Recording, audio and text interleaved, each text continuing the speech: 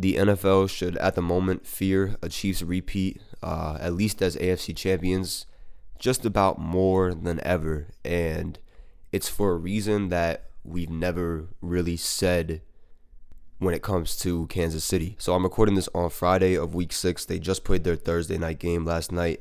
They beat the Broncos. Was it 19-8? It was either 19-8 or 16-8. So they are through 6 weeks, and through these 6 weeks, the Chiefs do have a clear-cut MVP, if you ask me. And it is not a player. It is a coach, and it's not Andy Reid. It is Steve Spagnuolo, their defensive coordinator, because this is the best Chiefs defense we've probably ever seen with Patrick Mahomes. It is the best Chiefs defense we've ever seen in the Patrick Mahomes era. And that's spooky because really his defenses have not been phenomenal. They've gotten the job done, and Spagnuolo has always been a very good defensive coordinator. But I believe it was late last year they changed their philosophy. And this defense, the best way I can describe it is mature, fundamental. And that was what Spagnuolo said he wanted it to be. Focus on the fundamentals of the defense going into this season. And they are living up to that. Their game plan for each and every team that they are playing week after week is, you can tell, well thought out.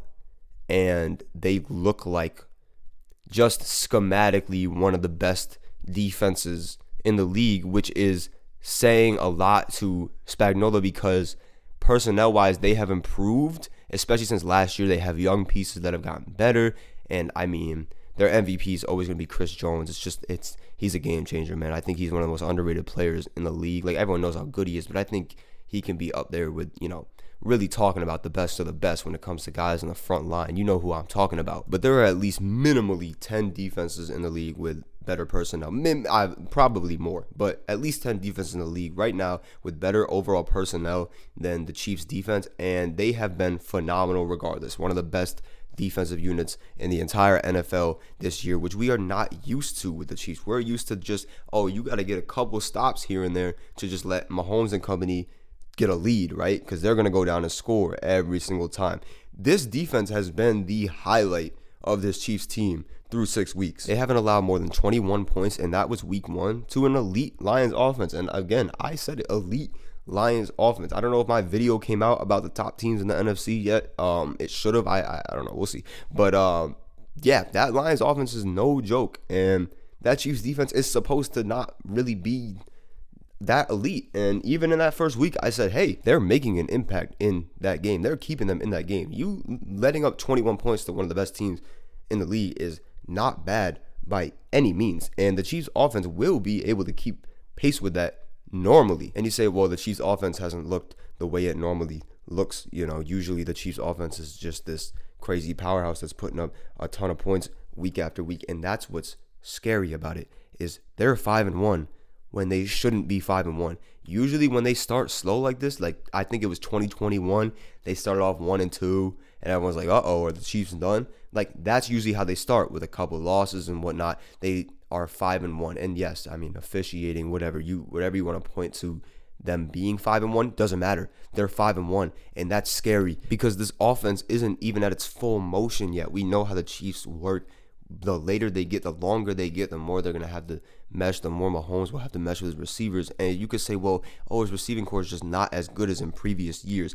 There's no doubt in my mind that this young receiving core at the end of an 18-week season can be at least as good as the receiving core they had last year. And Mahomes threw for 5,000 yards. I think they miss Hardman a lot. They missed the speed of Hardman for sure, but I think it can be made up for with some of these young guys. He just needs to continue to instill confidence in them, and Andy Reid and Mahomes will do that. We know that. We know they will. And it's weird when we talk about these elite teams, because when we think about dynasties, when we think about the Patriots, we're so used to the Patriots just always having great defenses, and the Chiefs are so unique because they're forming this quote-unquote dynasty just by being air raid, right? Just by being, it was a lot more underneath last year because they lost Tyreek Hill, but still just being pass heavy and schematically just an offensive heavy team, right? The defense does its job, but it's not like these elite defenses that we're used to on every other elite team that we talk about, right? We don't talk about the Chiefs week after week and say, oh, well,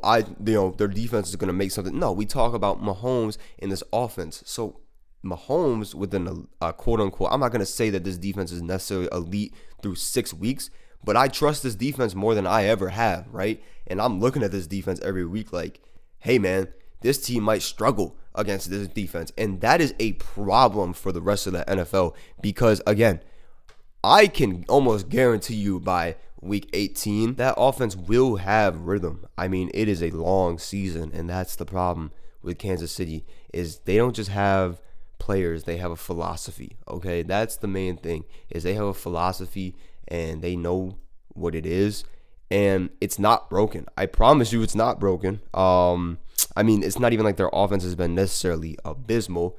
It's not the Chiefs offense that we're used to, but once again, we know at least some sort of version of this offense that we know and not all of us love. I wouldn't say I love it. But the offense that we know with Kansas City will show up especially as we get closer to December and January. That's how this goes with Kansas City, man. And after last year, I will comfortably sit here and say they're not going anywhere. And with the way that this defense has performed and will likely continue to perform, it personally scares me, right? Because how can you not fear that, right? How can you not think that if the defense continues this level of play in January, people are going to be able to beat the Chiefs?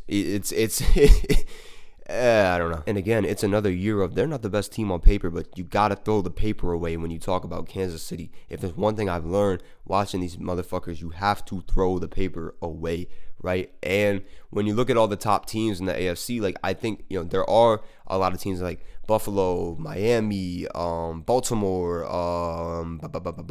I guess I'll throw Jacksonville, Cleveland. I got questions about Deshaun, but their defense and run game is phenomenal. These teams are more complete than Kansas City, but we're used to there being better teams than Kansas City and them still getting the job done. The difference is they usually are I don't want to call them one-dimensional, but it's all about what they do on offense. That's not the case anymore. You can't just think about Mahomes and them. There's a greater entity on this Chiefs team now, and I mean, I give all the credit to Steve Spagnuolo and what he's done to this defense.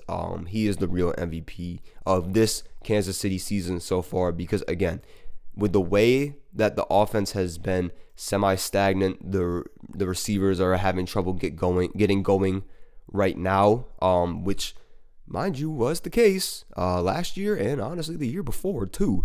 They shouldn't be 5-1. It's almost ridiculous that the NFL has allowed the Chiefs to be 5-1 up through this point of the season, 6 weeks into the season. And I mean, like, every year you look at these teams and you want to pick some of these other teams over Kansas City, but the same thing really goes down every year. And I'm a sucker for defense wins championships, and this is by far the best performing defense that Mahomes has ever had. And so I will not bet against it. I just won't. And that's just me. Hey, man, if you want to, you go ahead. You might be disappointed, though. I'm just saying. Now, with this being said, I expect them to win the AFC again, but I don't expect them to beat whoever comes out of the NFC, especially if it's San Francisco or they get that rematch against Philly. I would take both of those teams over Kansas City in a Super Bowl. But who do y'all think is the best AFC team to dethrone Kansas City this year?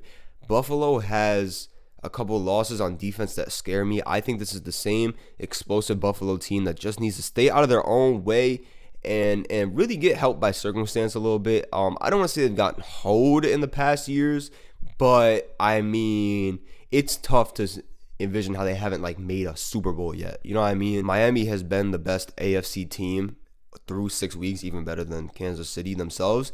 It's just, are they built for January? I don't know. Their defense has been pretty damn good. Of course, we know what the hell they have going on offense. It's just some crazy entity. It almost is Chiefs-esque what they have on offense. Of course, the health of Tua will matter.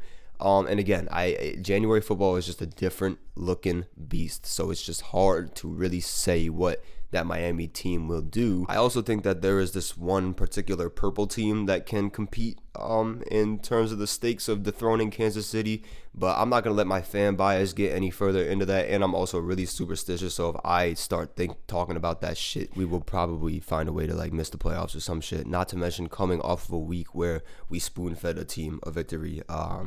Very, very, very, very painful topic of conversation.